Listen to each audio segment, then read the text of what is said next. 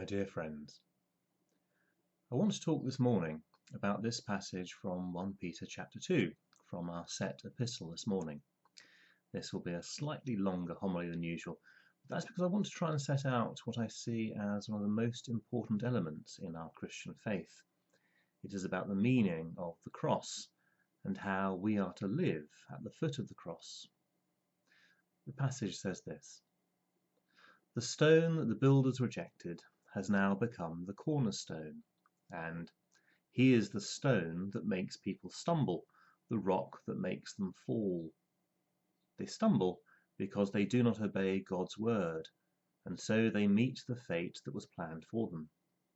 But you are not like that, for you are a chosen people, you are royal priests, a holy nation, God's very own possession.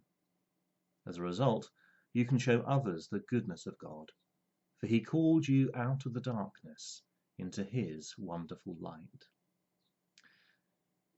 There is a group of concepts in the New Testament which hang together and need to be understood together, and they involve who Satan is and how he works.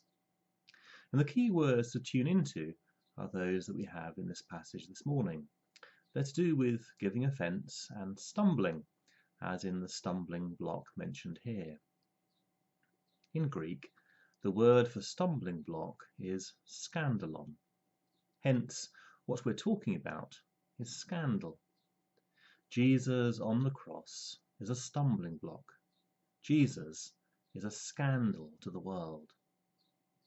Now remember that Satan is the prince of this world. This does not mean that Satan created this physical world over against God who created the spiritual world. That's Gnosticism and absolutely opposed to Christian faith. No, Satan is the prince of this world in the sense of being in charge of worldly things, worldly perspectives. Satan is literally the accuser, so Satan is in charge of the herd or the group mentality, which is whipped up by a spirit of accusation to seek a scapegoat on which to lay the problems of the group.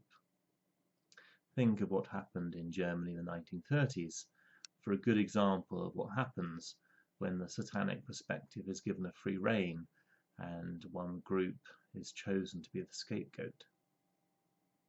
What generates that spirit of accusation, what that spirit focuses on, is the stumbling block, the scandal, that which is offensive to worldly thinking, to groupthink. The point of Christian faith is that through identification with Christ on the cross, the scapegoat crucified by the world, we're set free from these worldly patterns of thought. God made him who had no sin to be sin for us, so that in him we might become the righteousness of God. We do not find any safety in being well thought of by the world. We find our safety only in being loved by God. Christianity is defined by this scandal of the cross. That is, in the story of Jesus, we have the unmasking of this process. A scapegoat who isn't simply a victim, but one who understands what is happening and who forgives those who take part in it. In other words, a victim who does not take offence. This non-taking of offence is central to Jesus' entire ministry. Indeed, he is regularly criticised for eating with sinners and tax collectors, and memorably he criticises the religious authorities, saying that the prostitutes will get to heaven before they do.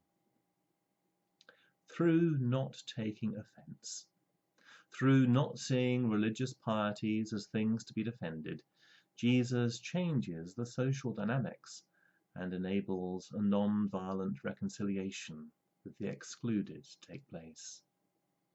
This is the essence of the kingdom, an unmasking of that process of scandal and scapegoating of violence, in order that a new common life, not built on those things, can come into being. The stone that the builders rejected has become the cornerstone.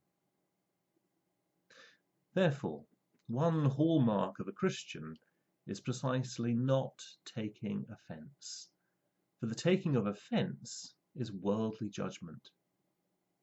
As redeemed sinners, there is no place for any of us to stand over against a neighbour.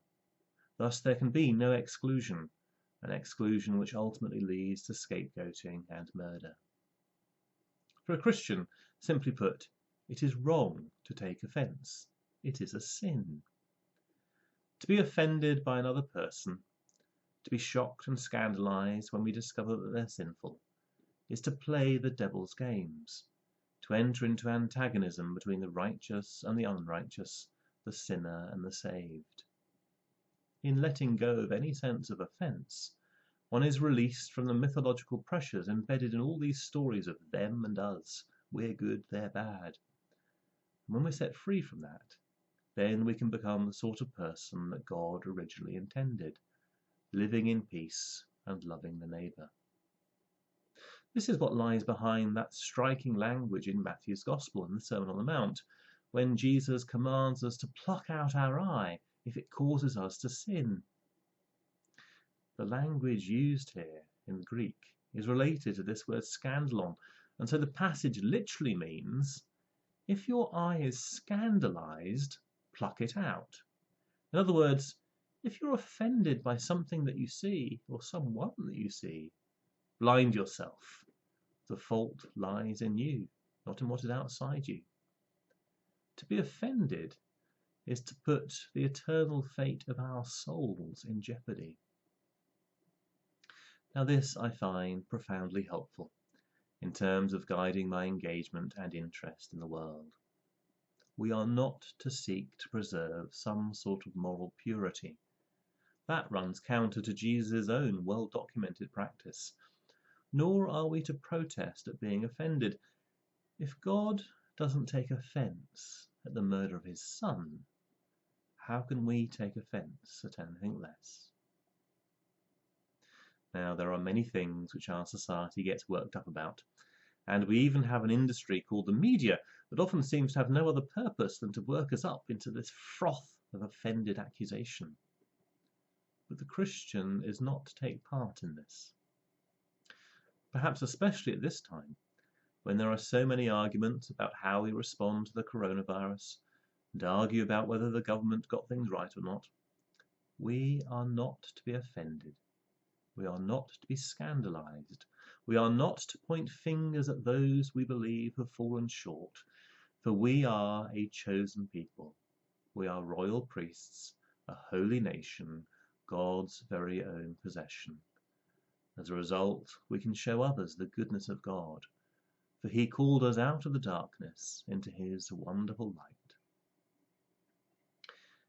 Jesus once said, "Blessed is he who takes no offence at me."